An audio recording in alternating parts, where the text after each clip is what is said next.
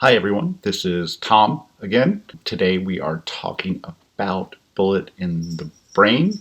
After reading Hills Like White Elephants and The Road Not Taken, you might have found this story relatively straightforward, but I still think there are probably a few things worth talking about concerning the structure of the story. So let's talk about those. So as I said, today's story subject is Bullet in the Brain. It's by Tobias Wolff. Tobias Wolff is a more contemporary writer than we have been reading so far. He was born in 1945 and he is still living. It's probably one of the reasons why this story may be a little easier for you to understand since it's more current with the kinds of things we read today. He's an interesting guy, though, in a lot of ways. He was in the Special Forces during the Vietnam War. In fact, he learned Vietnamese. Bullet in the Brain is one of his more well-known stories. It was published in 1995 in The New Yorker.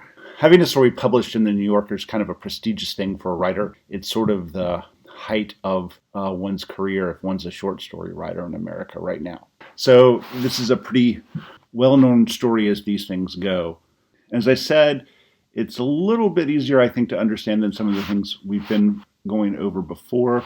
But I do want to think a little bit about the structure of the story. And in that regard, I want to break it down into parts. So I basically think it four main sections that we can talk about. The first part of the story through top of page 3 is a story about a bank robbery, which concludes with our main character, Anders, being shot in the head. Basically because he's too much of a critic to ever shut up.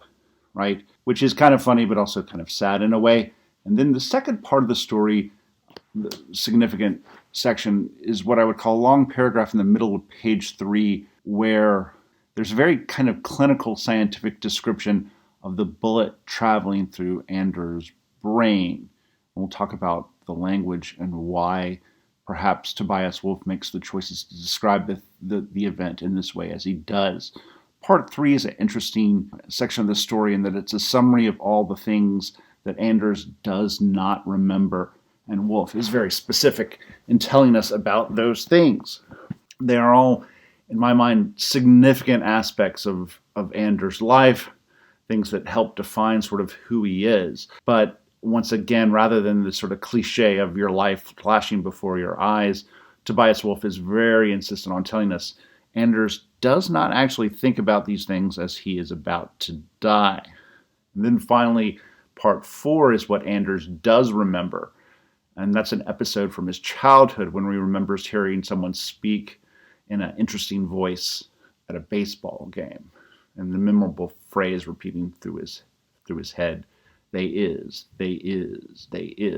So just to think a little bit about these sections in more detail, let's look at something that Wolff describes sort of at the end of the first section. I think this is sort of the apotheosis in a lot of ways of Anders' character. He's being held hostage in a bank. The bank robber gets fed up with his smartass attitude and sticks a gun in his head. And Wolff gives us Anders' thought process at this moment. And we have to remember that while he's thinking of all these things, that there is literally a gun pressed up against his chin, and he's about to be shot. Even so, he can't resist being himself, and Wolff reminds us of all the sort of critical kind of processes that are continually going through his head. So he's looking up at the ceiling of the bank, and he's giving us a sort of review of the bank and how tacky he thinks it is.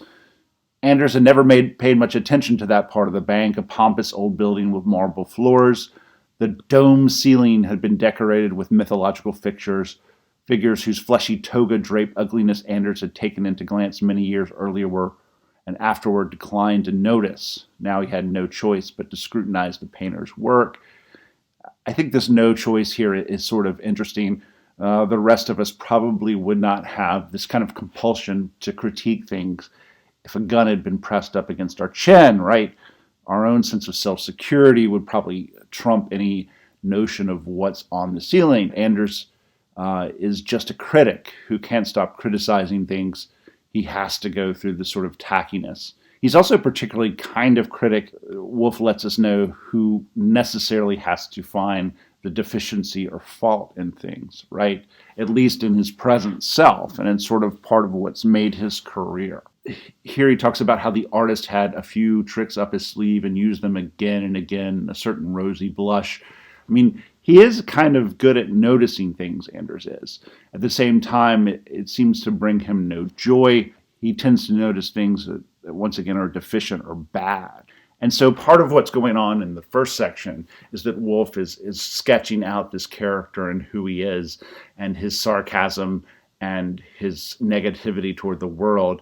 And ultimately, it's this thing that gets him shot, right? If you'll recall, he finally critiques the bank robber's cliched use of language, and the bank robber shoots him in the head. There's a distinction here, though, with this section and this section of the story, which is really interesting.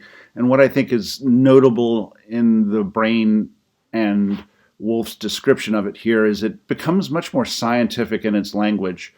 He gets down into the anatomy in a way that I think explores the brain in a way a lot of us may be surprised at. The bullet smashed through Anders' skull and plowed through his brain and exited behind his right ear, scattering shards of bone into the cerebral cortex, the corpus callosum, and back toward the basal ganglia, right? So all of these anatomical bits of the brain are really described in detail, and he does a lot of description of the damage that actually occurs to Anders' brain in the moment. There's also a sort of extensive description of, as I said, the bullet doing its damage.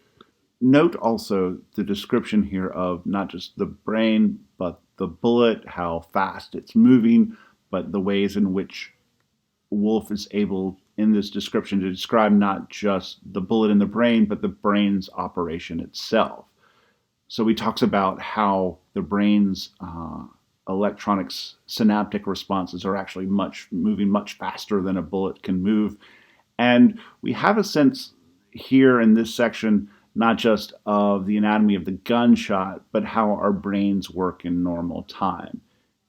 In other words, Wolff is able to talk about the way in which our operation works and how consciousness sort of comes to us, right?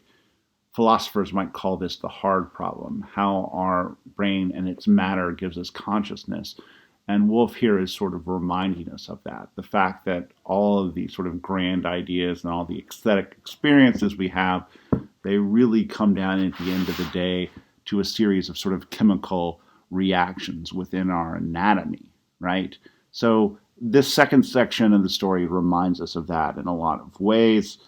As I said, the third section of the story is a series of really important events in Anders' life, in some ways moving events, but they're really all filed away in things that he does not remember. And I think it's worth contemplating there why we are given these sorts of things, since they don't seem to be important to Anders in that moment.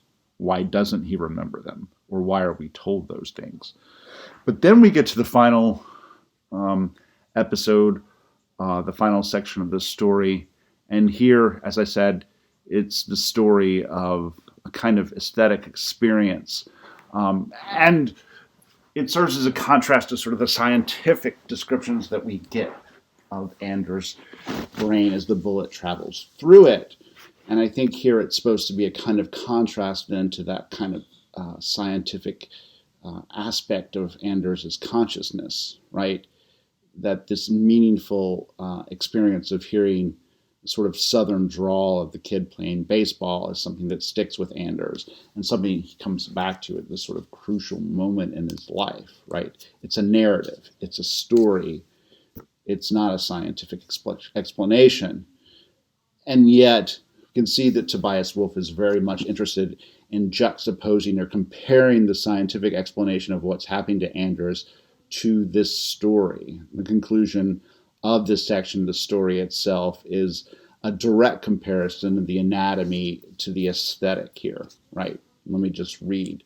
The bullet is already in the brain. It won't be outrun forever or charmed to a halt. In the end, it will do its work and leave the troubled skull behind, dragging its comet's tail of memory and hope and talent and love into the marble hall of commerce. that can't be helped, right? So Anders' fate is sealed. He's going to die. And it's really expressed, and I love the way that Wolff does it here, right? The troubled skull reminds us of the sort of material reality of what's happening, but it's dragging with it, metaphorically speaking, memory, hope, talent, love into the marbled hall of commerce. So all these interactions that people have, the way we share things with each other, the way we interchange or have exchanges with one another, these are all sort of encoded in our memory and our brain in interesting ways, despite the fact that we really are mainly sort of chemical creatures, and our existence is a kind of chemical reaction, right? So that even though right for now in this temporary space that we have, this very short space that we're experiencing Anders' life, the moment from when he's shot to when the bullet ends his life, there's sort of this space for memory here. And perhaps this is kind of Wolff's way of suggesting a metaphor for all of us, that our life is a kind of temporary space where we have a kind of experience of aesthetic narrative in the meantime. Time for the shadows to lengthen on the grass, time for the tethered dog to bark at the flying ball, time for the boy in right field to smack his sweat blackened mitt and softly chant, "They is, they is, they is." So we end with that sort of aesthetic experience that was so important to Anders, even in the moment of what is about to happen to him. And as with the other things we've looked at, the structure here is very significant, and especially in the way it interposes a sort of chemical, physical experience to an aesthetic one, right? But what we make of that is one of the sort of critical questions that we need to think about or explore. So if you were going to write a question on a question about this for a paper, you might try and explain what Wolff's intention is of providing us an explanation of Anders' death that is on the one hand so scientific, and on the other hand attempts such art with the kind of scientific writing it's doing, right? With those sorts of questions, then, what is Wolff trying to tell us ultimately about art and aesthetics in the face of our physical existence, right? These questions are still up in the air, and these are the kind of possibilities that you might explore. I think that's a good start for now. There's enough subject matter for you to continue on if you want to continue to explore this story.